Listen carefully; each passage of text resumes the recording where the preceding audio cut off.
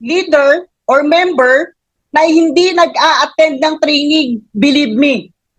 Siya po yung mag-quit.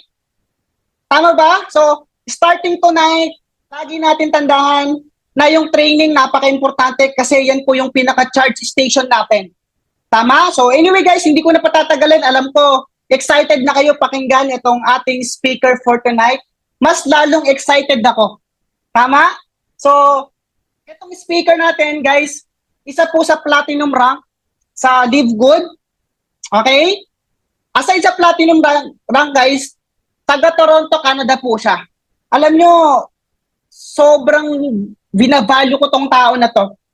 Sobrang nire-respect ko tong tao na to kasi kahit hindi na member, kahit hindi part ng organization niya, tinutulungan niya. Di ba ako po yung isa sa testimony guys, dahil hindi po tayo medyo okay sa English. Alam nyo, kahit nasa trabaho siya, tinulungan niya ako mag-explain sa mga international member ko. Ganun po siya kabait, ganun po kalupit yung work ethics niya. Di ba? Hindi pa yan diamond ha? Pero siyempre, kiniklaim niya na, lahat tayo kiniklaim natin na diamond, lahat tayo. Pero ang point ko dito guys, ganun po siya kabait, ganun po siya matulungin. Kaya itong tao na to, sobrang binavalue ko, talagang nire-respeto ko. Alam niyo po ba, itong speaker natin ngayong gabi, mentee po siya ni MJ Lopez. Okay, pag sinabing mentee, siya po yung, kumbaga, kinaguide po siya personal ni MJ Lopez. O sa mga hindi man nakakakilala kay MJ Lopez, i-search nyo po yan sa SOCMED. Di ba aside po doon, a former anchor and promotions, local TV host at Sky TV Baguio. Okay, a Feng Shui consultant. Di ba dami, oh? Ang daming na-isend sa akin ni Coach Maria Jeanette.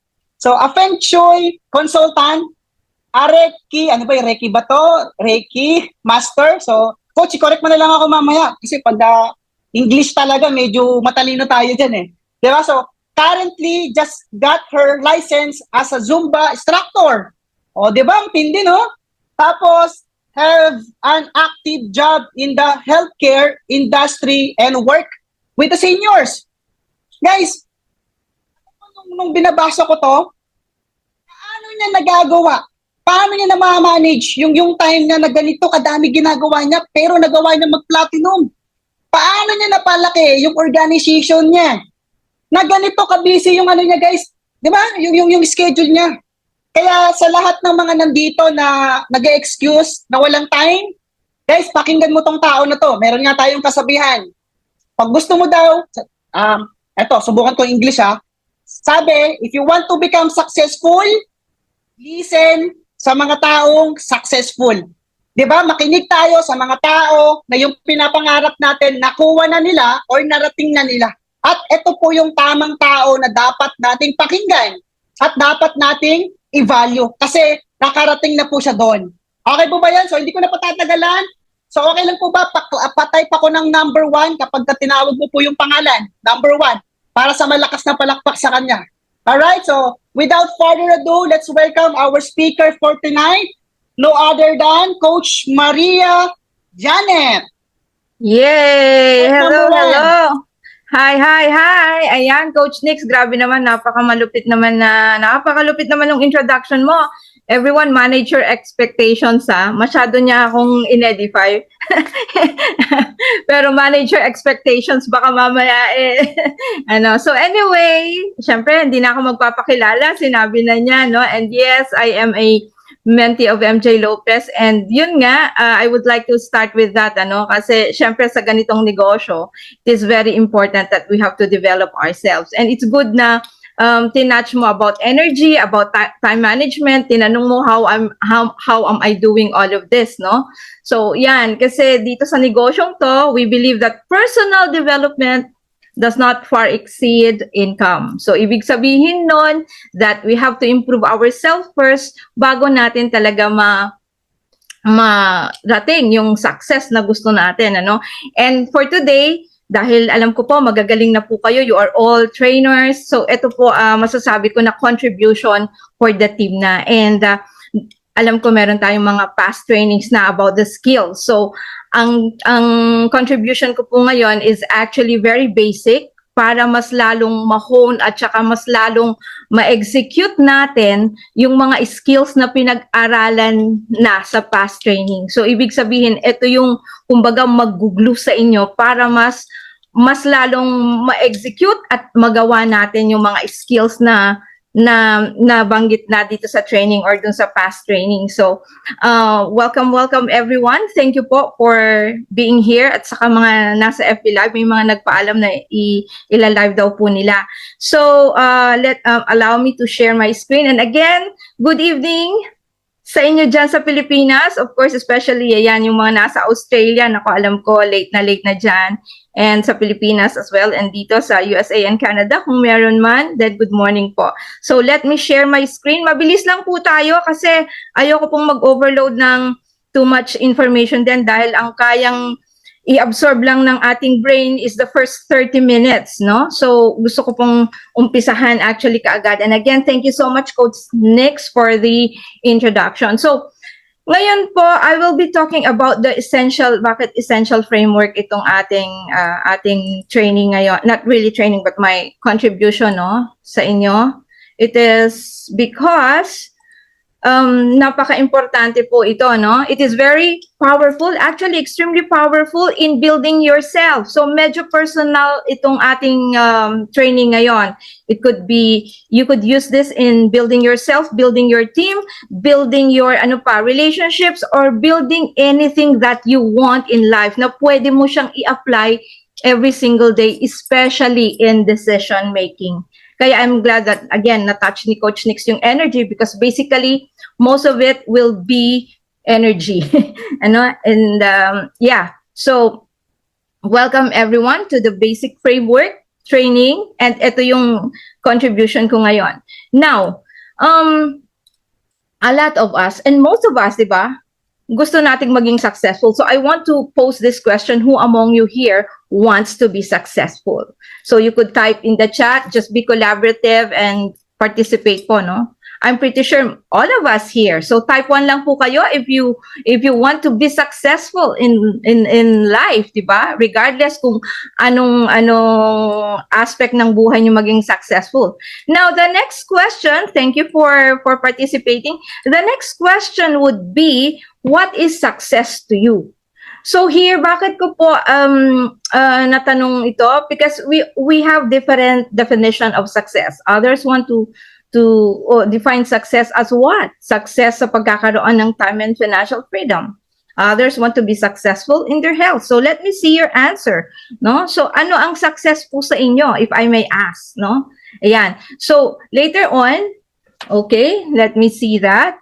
So later on, whatever your definition of success, nire-respeto po natin yan dahil, again, iba-iba ang need natin at iba-iba ang gusto nating maging gusto nating makuha na success in life. We all have our breakthroughs, right? Directional breakthrough, relationship breakthrough, financial breakthrough. So whatever it is, tama po yan. Pero I assure you po na after this training, mas lalalim, whatever your definition sa success ngayon, mas lalalim ito. And you will find out that success is not a one-time deal. You would find out na ang success hindi lang one-time achievement, no? Okay, sabi ni Coach Nick, success for me is magkaroon ng peace of mind, merong time and money freedom. Yes, Ma'am Rebecca, when I have contentment in everything. Yan, so, okay, so maraming salamat po sa mga nag-reply. Coach Lani, to always be better than I was yesterday. Yeah, I resonate on that. Tama po yan, ano? And I want to say that, yun nga, you have to compare yourself with the person you were yesterday. If there is one person na kailangan nating pagkumparahan, it will be us, not with others. Kasi alam po natin that we have to accept that there will always be somebody better than us. No? So pag kinumpare mo ang sarili mo sa isang taong mas magaling sa iyo, mararamdaman mo that you lack something. So that would affect you, right? And your estate na pag-uusapan natin mamaya. Ngayon, pag kinumpare mo naman ang sarili mo sa isang taong mas magaling ka kesa sa kanya, that would be so narcissistic. Kasi alam mo na mas magaling ka kesa sa kanya. So what you have to do is to compare yourself to who you were yesterday. So become a better version of yourself. Ayan. So na-touch ko lang yan kasi sinabi ni Coach Lani, ayan. So si Grace Fuerte, hello Sis Grace, ayan. So time and financial freedom, and of course ayan. Okay, thank you sa lahat ng nag-type. Okay, so again, whatever your definition of success, tama po yan. And for me, ang success po sa akin, before, yes, I define success as having financial freedom, having time freedom, the luxury of time, and of course, in perfect health. But then as I go through with this, nung na-discover ko itong mastering the basic framework, it is more of that. You will find out that success should be, is not owned. It's not one-time achievement. It is rented. Success is not owned, it is rented. And the rent is due every single day. So, ang success, kailangan i-work natin every single day. How? By paying it forward. How? By living in purpose. How? By creating value and being intentional. So, malalaman nyo later on na it does not stop from having all this financial and time freedom. So, that is exactly what we will be talking about today. Ayan. Okay, so mag-uumpisa tayo dito sa essential framework, So, mas gusto kong interactive, kaya sinort ko lang yung actually 10 slides lang to, so 3 na yun, so 7 na lang, Pero I'll make sure na this will be full of substance. So, yung essential framework natin, I call it the Mickey Mouse circle. And this one, sinishare ko po ito, came from one of the learnings from Sir MJ Lopez. Binanggit nga ni Sir Nix kanina. Yes, I am a mentee, and at the same time, talagang one-on-one kami nag-uusap ni Sir MJ, and I want to impart some learnings with you guys, and you're getting it for free. Ayan. So, etong tatlong to, moving forward, etong tatlong to na circle na nakikita nyo, if I may ask, usually, ano po yung kadalasan na ginagamit nyo? Firstly, is it the state, your story, or your strategy? Like, for example, in building your business, dito sa LiveGood, anong kadalasan yung ginagamit, if I may ask po? Which among the three? Ayan, the story, sabi ni Sir Rodel, Juvie Talaran, the story. Okay, the story. Ayan, so maraming salamat po, Ayan, so it's good that you are mentioning. How about, may mga nag-uuna po ba sa strategy? Ayan, so parang halata ko na, ha. Alam ko, Miss Grace, state lagi kasi na classmate ko kasi si Grace doon sa Success Blueprint ni MJ Lopez, So, yan, estate. Okay, so story, estate. So, wala bang gumagamit ng strategy? Because most of the people, like, halimbawa, pag nag-uumpisa, inuuna nilang ginagamit yung strategy, So, usually, pag inuuna mo yung strategy, ganito yung nangyayari kasi, di ba? Pag inuuna mo yung strategy, usually ang andyan is, how do I build my business? Paano ko ba uumpisahan to? Paano ko ba gagawin to? So, pag inuuna mo kasi yung strategy, this is the effect, Pag inuuna mo yung strategy, ngayon, in the social media, nire-research na natin yan, how. So, maraming how. So, nare-research na natin yan in the social media. So, pag nare-research natin yan, and mostly yung strategy, pwedeng hindi mag-apply sa'yo. This is the downside pag inuna mo yung strategy na gawin sa iyong business, Pag inuna mo kasi yung strategy, especially if you're also, kasama pati yung pag-read ng books, Now, when we read books, it is designed para mag-learn tayo, but most of it, we read for entertainment. So, ibig sabihin nun, dahil sinasabi sa social media na ang isang leader, ang magaling na leader, dapat nakakabasa ng ganito karaming books per month. Ngayon, ikaw naman, nagre-read ka because you believe na yun ang makakapag-hone sa'yo sa business mo, right? Ngayon, since masyadong maraming information or principles, naghahalo na, you become confused. And yung strategy, hindi nag-work sa'yo. So what happened pag hindi nag-work yung strategy sa'yo? Now, you will form a negative story. So ano yung story? Dahil hindi nag-apply yung strategy, hindi naman effective yung strategy na yan. Hindi naman nag-work sa akin. So you are creating a story that would affect your estate. Your estate is your energy. Your estate is your state management, no? State energy, yan. So, ano yung nakikreate mong state when you are creating that story? You would feel bad about yourself. So, mafe-feel bad ka na sasabihin mo na, naku, hindi naman nag-work ito. Siguro nga failure ako. Siguro tama yung sabi ng nanay ko. Siguro tama yung sabi ng mga friends ko na I am not good, na failure ako. So, ang nangyayari, pag inuna mo yung strategy, and then it follows that it would create a not good story and that would affect your state. Now, I am here to tell you na among all these three, ang uunahin natin dito is actually the state. And then you come up with a story. And when we speak of a story, later on, sasabihin ko kung ano yung dapat na story na i-create mo. And then last yung strategy. Minsan, even without the strategy, pag maayos ang estate natin, maayos ang energy natin, kahit walang strategy, mag-work yan. And you can build your team, you could build relationships, you could build rapport, and magiging effective ka as a leader. Okay? So yan, uunahin natin ang estate, and then story, and then strategy. Okay? So, question, bakit uunahin natin ang estate? Because you have to master your state. Success should come from the right state, from the right energy, and doing the right things in the right order. It is not enough na gagawin mo ang isang bagay. You have to do it in the right way. You have to do it in the right order. And you have to do the right things. Again, doing the right things in the right order. And when we speak of state, we're talking of energy. Ako po, if there is one common denominator na may ginagawa ako, it is energy. When I deal with Feng Shui consultancy, energy yan because we have to tap the good energy called Qi sa environment, no? Yan ang principle ng Feng Shui. It is the art of arrangement that you have to tap the good energy, the positive energy, and not the negative energy.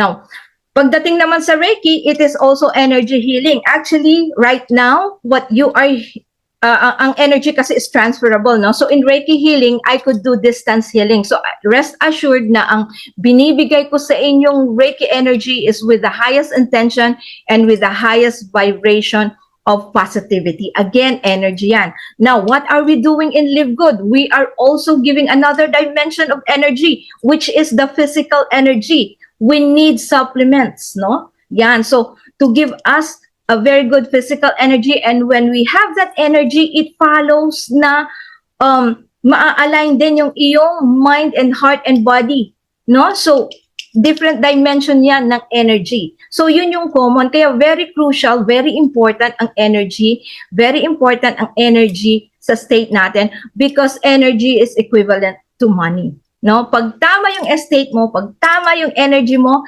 then it follows that later on you could create value, and value is equivalent to money. And value is talking about is solving problems. So here in LiveGood or in any business that you have later on outside of LiveGood, value is very important. So you will come to a point na pag na-manage mo yung estate mo, you will become a person of value. It is not anymore nakafocus ka doon sa outputs, doon sa income, but you are more focused on the inputs, which means that ang gagawin mo lang is to create value, keep sharing regardless of what the result of today. So, okay, itong estate core natin will also affect everything, no? So when we speak of estate, tatlong dimension ang affected dyan, the mind, the heart, and the body. So, dapat magkakaroon ng congruence yan. What do I mean by congruence? So, ito yung dapat naka-align yung iniisip mo dun sa sinasabi ng puso mo at the same time kung paano ka mag-act according to your body. So, again, it's all about mind, which is your thoughts, It's all about your heart, which is your emotions or how you feel. And of course, it's all about your body and how you take action. Now, ang problema sa state natin, we are so anchored with our emotions. And kadalasan, our emotions are the negative ones, no? So, yun yung nakaangkla sa atin na affected yung iniisip mo. Okay, example. Okay, paggising mo ng umaga, pag hindi tama yung estate mo ha, paggising mo ng umaga, ang nasa isip mo, hahataw ako ngayon. Ngayon, ganito ang gagawin ko. But then, since hindi mo naman manage yung estate mo, ang ginawa mo is nag-check ka ng cellphone and then nakita mo, may hindi magandang post yung ganito na inis ka. O kaya meron kang nabasang message na naka-apekto doon sa mood mo. So, what will happen? So, yung sinabi mo na hahataw, hindi na nag-congruent kasi yung pakiramdam mo, naiinis ka na. So, it follows, nakikipagsagutan ka na. So, affected yung action mo, right? Are you getting my point? So, dapat yan, congruence. And how do you have the congruence of your mind, your heart, and your body? Dapat meron kang structures. Structure means organizing your day. Structure means, regardless ano yung pakiramdam mo ngayon, is naka-mindset ka na whatever it takes, gagawin mo na motivated ka dahil na-manage mo yung estate mo. So, it takes a lot of structure, it takes a lot of pattern interruption. Hindi po pwedeng papa-apekto ka doon sa nararamdaman mo. Just because of that simple na text na naka-apekto. So, ganun lagi yan. Kung hindi mo kayang i-manage yung state mo, magpa-follow yung nararamdaman mo and your body. The good news is you can interrupt that pattern. The good news is you could create new patterns with that. So, in doing that is dito, tuturo ko sa inyo how can you manage a positive state? How can you win your day? Sabi nga, if you want to win your day, you have to win your mornings. And starting it with your morning, how do you do it? You start with gratitude. Unang-una, you will be in the right state when you are grateful. Pag mapagpasalamat po tayo. Why? Because when you are grateful, it shifts you from negative to positive. Kahit anong nararamdaman mo, when you see and when you are thankful sa mga blessings na binibigay sa'yo every single day, count your blessings, shift. So pag na-shift yung energy na yon, then you will see life in a different way. Tama? Tama? Yan, di ba? I used to have my phone on my bedside table. I now leave it in the other room. Yeah, oo. Kasi, yun nga, pag hindi mo pa na-manage yung estate mo, usually chine-check mo yung phone mo. But if you know how to organize your day, the number one, by being grateful, then that would set the day for you. Again, you have to win the mornings in order to win your day. And when we speak of winning, we are not talking about, kailangan manalo ako, kailangan ganito. You are not talking about competition. You are still talking about you win the day, not for yourself, but for others. Yun lagi ang mindset ng isang tao na namamanage ang tamang energy niya. Okay? So are you learning, guys? Are you okay with the topic that what we have today? So I hope okay. Thank you, Coach Paul. Ayan. So again, napaka-importante. Ano pa yung i-consider natin dito, no? Ayan. So we cannot, anong sinasabi natin? We cannot always anchor ourselves with what we feel. Again, do not anchor yourself with the emotions. Ano ba yung mga emotions? Usually, they're positive and negative. And remember that emotions are also energy in motion. So, pwedeng maging positive yan or pwedeng maging negative. Siyempre, pag positive yan, excited ka, di ba? Hindi affected yung day mo. But when you have these negative emotions, and kadalasan, yun yung mga nangyayari sa'yo in the past, pag naka-anchor yan, yun yung nag-hold back sa'yo para mag-grab ng isang opportunity na napakaganda pala, para mag-grab ng isang very good chance na pwedeng makapagpabago ng buhay mo. So, if I have to remind you something about emotions, because we define emotions as what they are actually past experiences na naka-stuck dyan sa heart mo, naka-stuck dyan on how you feel. So ano ang tendency pag masyadong naka-stuck yung past experiences na yan, hindi ka na maka-move on. Or if may gagawin kang bago, ang nangyayari is that you will be getting the same results. You will be getting the same results at the same time, the same feeling. Kasi hindi mo pa nile-let go. Okay? That emotion. Now, on mastering the state, you have to let go of the past experiences, leave the power of now, and trust the unknown, the future. Bakit? Kasi uncertain, but you don't know. You just have to trust it. Right? Yan. Trust the unknown, let go. Kasi hindi mo naman na maa-undo yung past. Right? You have to live in the now and trust the unknown. And when you trust the unknown, doon natin i-incorporate yung 3 principles. You manifest, you attract, you create. No? Ang manifestation natin is on the brain. Involved dyan yung RAS, Reticular Activating System. No? Hindi yung attract, manifest, create. Dapat mauna yung manifest. Manifest is visual. Manifest is already inaccept mo na sa brain mo, sa reticular activating system mo, yung mga magagandang bagay na gusto mo, na andyan na sila. Kasi the brain, ito yung reticular activating system comes before the mindset. So bago ka makapag-mindset, merong part of brain natin which is the RAS, the reticular activating system. Yun ang brain filter natin. Kumbaga, yun yung bouncer. To represent it sa layman's term, in a club, yun yung bouncer ng brain natin. So, ang brain filter na yan is actually mag-filter ng mga information na hanggang 50 lang. Pero actually, mag-filter siya. Actually, ang kaya niyang i-absorb na information is 1 million. Pero si bouncer, si RAS, ang kaya niyang i-store lang is 50 information. So, it does not tell you whether good or bad yung information na yon. Pero, the good news is that 50 information, yun na yung magpo-form ng mindset mo. Kaya nga manifest, attract. Diba? So, ang mindset nandun sa law of attraction. So, itong RAS na to, very important na you might as well want na ang i-visualize mo are the things that you really want para ma-attract mo siya. So if you want, I want to be a diamond. Yes, I am a diamond. So you are working on your RAS. In-accept mo na, nakita mo na, na-visualize mo na diamond ka. Now what will happen? Your mindset, yun ang mag-a-attract. So how does the attraction works? The law of attraction works is the universe will be in your favor. The universe will align with you kasi tama yung RAS mo. Yung RAS mo, again, will not tell you yung tama o mali. Tinatanggap niya kung ano yung iniisip mo. Hindi niya sinasabi na, Coach Lailani, mali yan. Hindi. Kung sinabi mo na, ito ang gusto ko, ito yung, tapos yung negative din ang nararamdaman mo, yung mga negative beliefs mo, yun ang i-accept niya. And that will hinder you from attracting the good ones. Ngayon, pag tama yung RAS mo, tama yung manifestation mo, ang mangyayari is you attract the people. You attract the people na para sa'yo. Ganon po yun.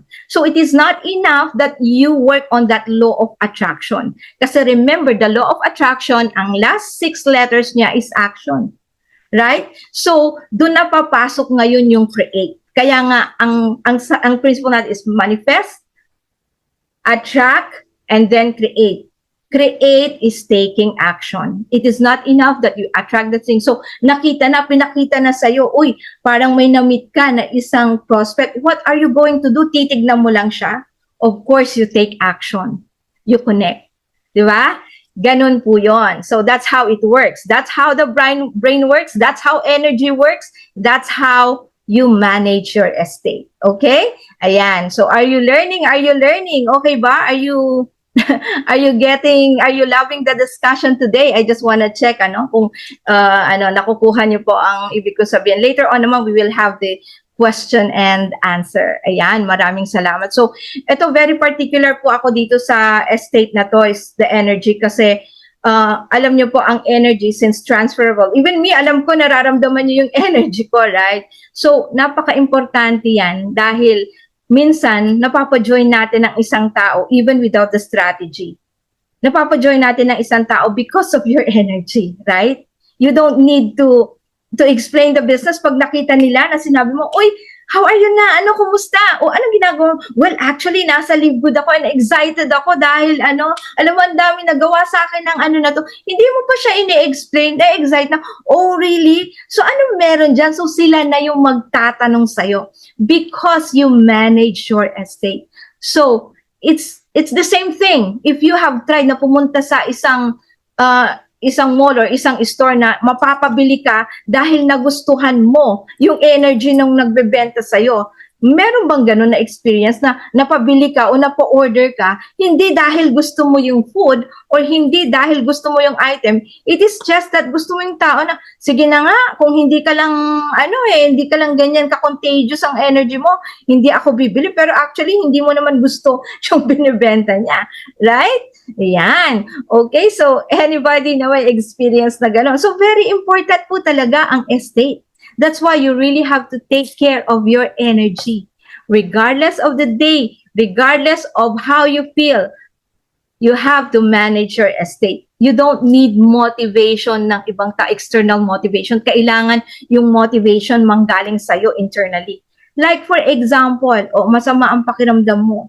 And then, kailangan mo bang mag-antay na, sige, magtitingin ako ng isang bagay para may makapag-motivate sa akin? No, it does not happen that way. When you manage your estate, kailangan, whether you feel good or not, nako, eto, since na-organize mo yung day, kailangan bumangon ako. And then later on, you will interrupt that pattern dahil nga naka-set ka for the day to win your mornings, to talk to that person. So, kailangan mong mag-interrupt. Yan. So, when you do that, the motivation should come internally, not outside, then that is one way also to manage your energy. Dapat ang motivation hindi nanggagaling sa labas, dapat nanggagaling sa'yo. So motivation comes with discipline. Mas maganda nga yung discipline ka rather than motivation alone because motivation is useless without discipline. Bakit kayo andito ngayon in the Zoom? Because you discipline yourself to commit. Because you discipline yourself na andito at nakafocus na makinig at mag-learn sa training. So, discipline is more important than motivation. Motivation alone is empty. So, tatandaan nyo yan. And the motivation should come from you internally, not from outside. I-practice nyo yan. Kasi when you practice that, mas mamimaintain mo yung energy mo, mas mamimaintain mo yung state mo in the right way. Okay? Ayan. So again, don't forget that in the state, ito yung napaka-importante, the keyword here is the congruence. Dapat congruent ang nararamdaman, ang iniisip mo, sa nararamdaman mo, at sa ikikilos mo. Okay? Ayan. So we always use estate sa lahat ng bagay, not only in our business, even in our relationship, even dealing with your children, dealing with your wife, dealing with your family. It is very important that you have to master your estate. Okay. So, eto yon. From your thoughts, you will feel based on what you are thinking right now. Okay? And from your emotions naman, you will take action conducive to how you think and feel. So magti-take action ka based on how you think and how you feel. So doon nakasalalay yun, na?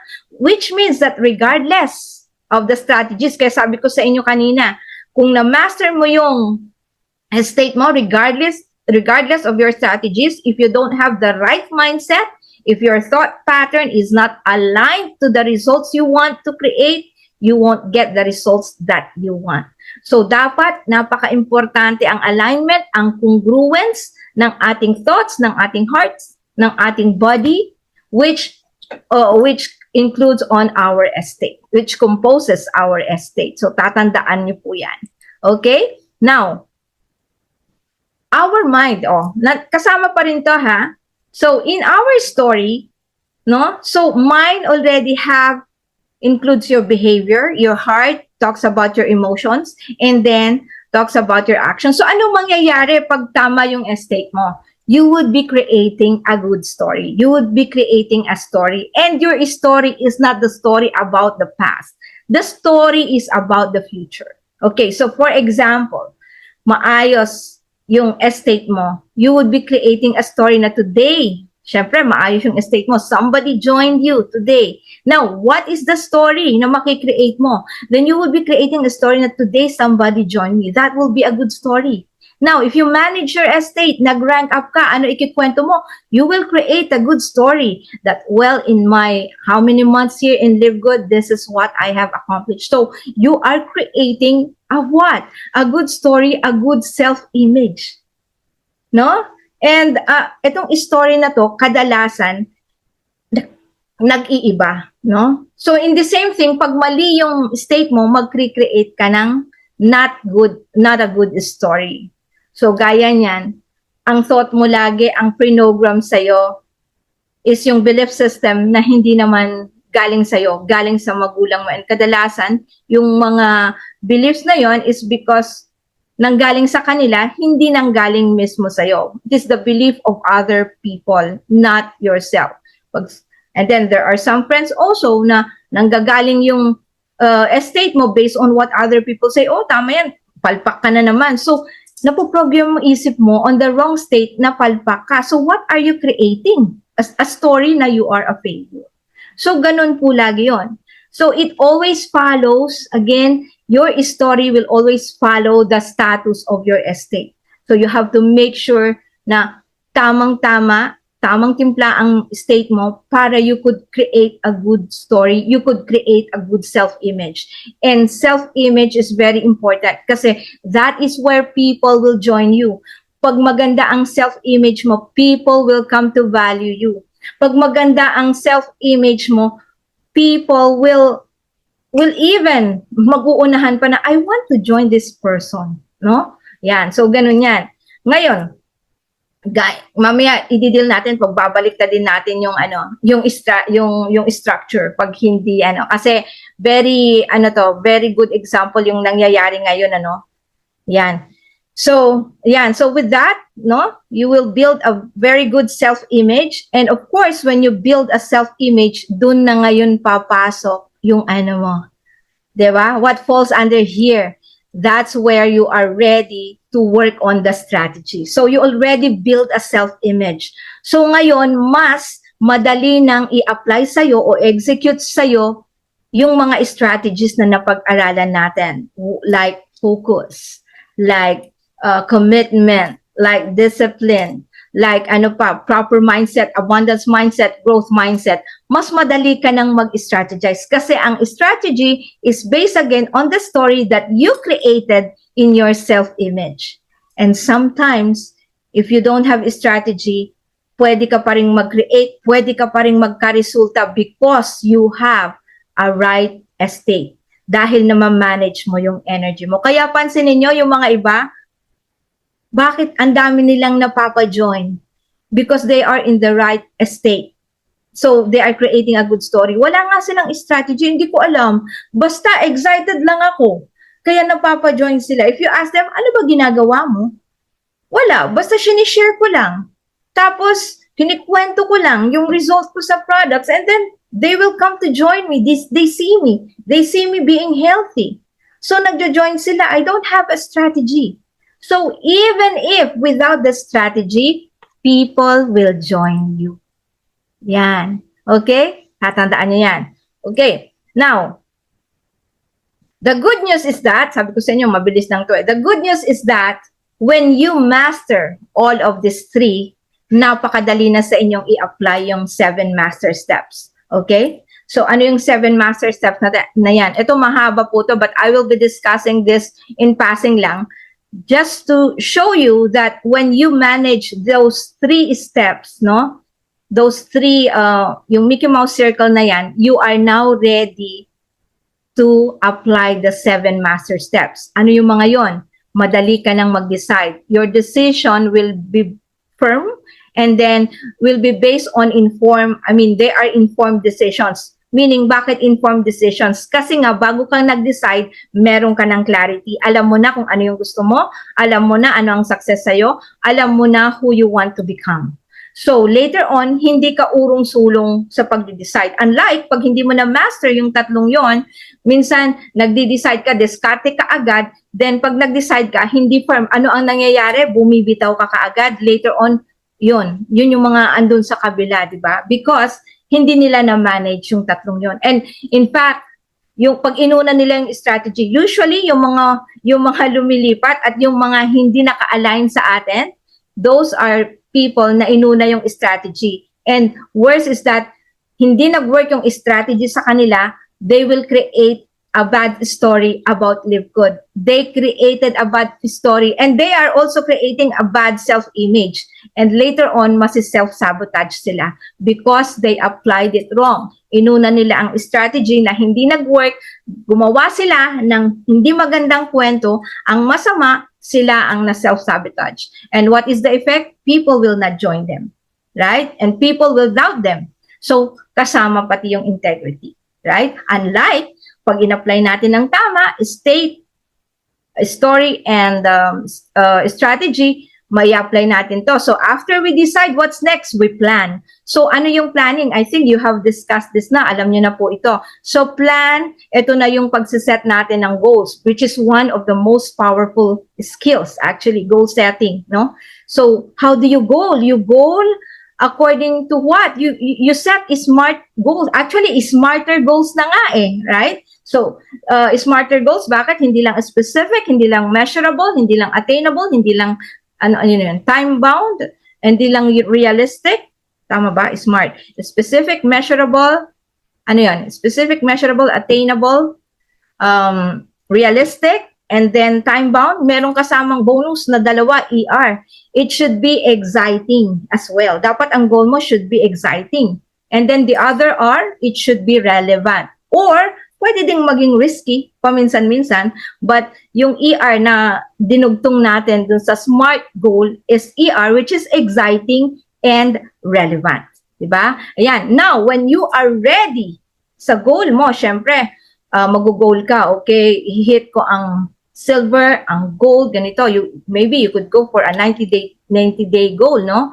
So, yung action mo, you will take action. So, ano yon? Yun na to. Yung ginagawa natin, training. And then maybe we go for another, ipapass down natin yung mga training na to sa team. So, we take action on it. And then, sa action then, we take into consideration yung pagiging consistent, no? I saw yung video na sinend ni Coach Nix, no? Consistent. You know, taking massive action is all about consistency. It's all about consistency, not intensity. So, iba yung, okay, hataw pero wala namang direksyon. Pag sinabi mong consistent ka every day regardless of the result.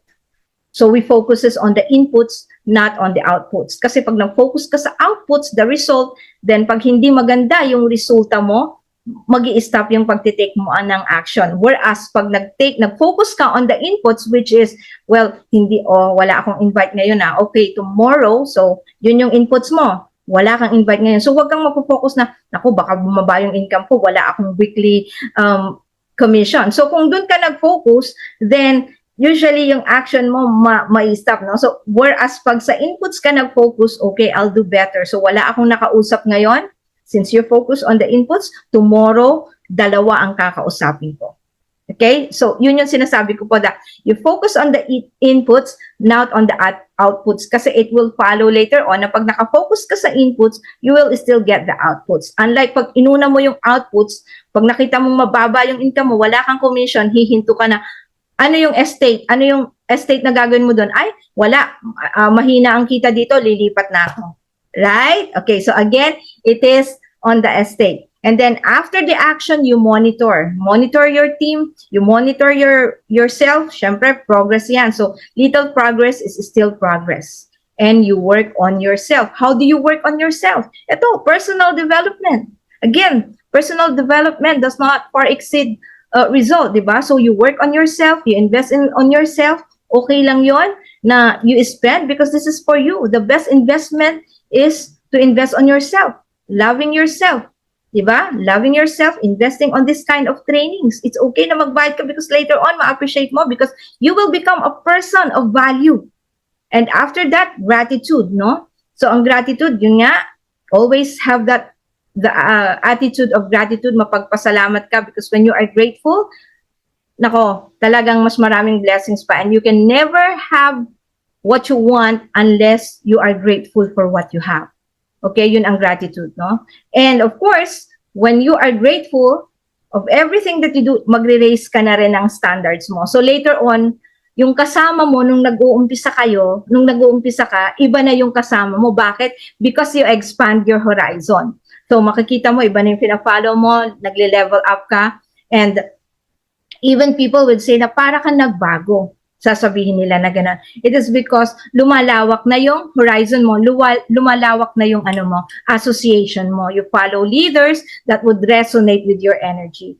So wag ho kayong ma-feel bad if there will be people na bumibitaw because probably they are not the part of the future na gusto nating i-build, right? Probably they are not the part of the team na gusto natin makasama. But since you manage your state, this is the good news.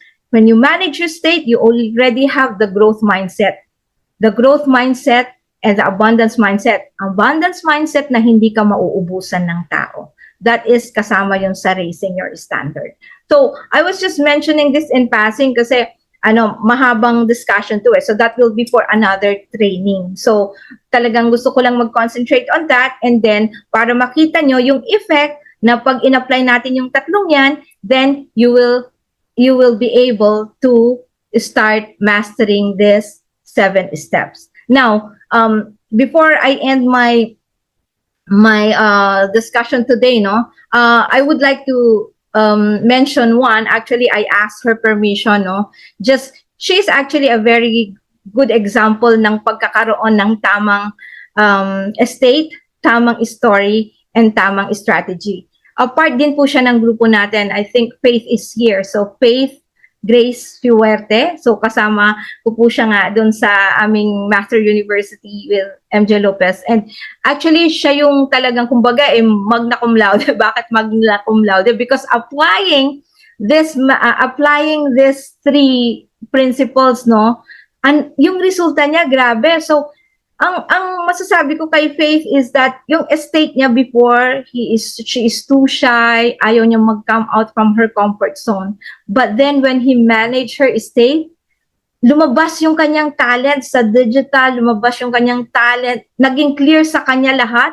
And alam nyo, kung paano siya nag-clear, ngayon mag-full-time na siya sa LiveGood, at the same time, meron na siyang other businesses, and nakita niya, klarong-klaro sa kanya of who she wants to become. Ngayon, so ano yung story niya? So his story is from a shy person na very timid, na laging oo na lang ng oo. Alam niyo kung ano yung story niya? Finar niya yung boss niya. Nakipag-bargain siya sa boss niya kasi nung nag-decide na siya na, okay, I go full-time and I have this business that I would want to do with myself. So sabi sa kanya, no, you cannot have it or else. Actually, bribe pa nga siya na hindi i-renew yung contract niya dahil nasa Doha siya. But since klaro sa kanya yung 3 principles, sabi niya, well, it is about time that I have to get out of my comfort zone. I could do better, sabi niya. Nakipag-bargain siya. And then, until such time na pumayag yung employer na hindi hold yung kanyang sponsor and she could still do, pero consultant na siya. Hindi siya empleyado. Now, the strategy niya, wala.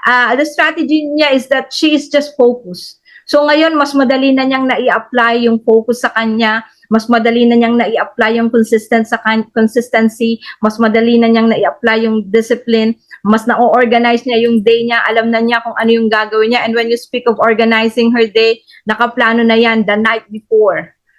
Yan. So, organizing your day is like you organize it a night before, hindi yung day. Kasi pag ngayon ka nag-organize ng day mo, minsan ang dami-dami mong gagawin, nagkakaroon ka ng decision fatigue. So organizing your day means you have to organize your day a night before. Ayan. So since na-organize na yung day niya, ngayon yung strategy niya, madali na niyang ma-execute ngayon. So, thank you, Faith. I have shared the story. So, ibig ko sabihin, ito hindi lang basta principle. They are actually real. Na pag ini-apply mo siya, you will also be creating your story, and later on, your strategy will be executed properly. And remember, no, when we execute dito sa LiveGood, actually, when we execute, it's very simple eh. In execution, alam nyo po kung ano ang kaaway ng execution. The greatest enemy of execution is complexity. So we just have to keep it simple. Just master your estate and then create a good story. And then what? And then apply the strategy. So ganun lang po yun, no? Ayan. So I think with that, I am done. So maraming salamat po and thank you for the privilege that I have shared this. I hope nakapag-contribute po ako and I have created value with all of you, dear leaders and coaches. And thank you for staying with me. And of course, as we always say, see you at the top. Ayan. So, yan, with that, I would like to end my presentation unless that there are questions. So, I am willing to answer them. Ayan. So, I hope nagustuhan nyo po ang ating training. And I would just like to ask some takeaways kung may natutunan po kayo. And kung may question kayo regarding the application of that, feel free to ask po sa Zoom chat natin. Okay. Ayan. So back to you, Coach Nix. Grabe guys, ang dami. Guys, ang dami kong na-take note, oh. Isang bond paper. Kita ba? Hindi ata kita. Grabe yung Takers are the, ano yan, Guys. takers are the money makers. So guys, okay lang ba pwede kayong magtanong kay Coach Janet? Siguro Coach, mag-entertain tayo mga at least mga 3 o 5 question. Yeah, Diba? sure. Guys, pwede nyong i-chat sa chat box or pwede kang mag-unmute kung meron kang question kay Coach Maria Jeanette. So before yun, habang nag-iisip ka, ako i-share ko lang yung mga natutunan ko dito. Una, yung if you want to win your day, so actually madami to eh. Pero share ako ng 2, no? So sabi ni Coach Janet, if you want to win your day, start with a positive mindset at saka gratitude. O di ba? Napaka-powerful. So yung pangalawa, kapag katama yung state mo, you can be creating a good story. O di ba? Napaka-powerful ng mga na-take note natin. So yun lang. Guys, meron ba kayong question? Sige, pwede kayong magtanong habang nandito ba si Coach Janet. Mukhang na-overwhelmed sa mga natutunan, ah.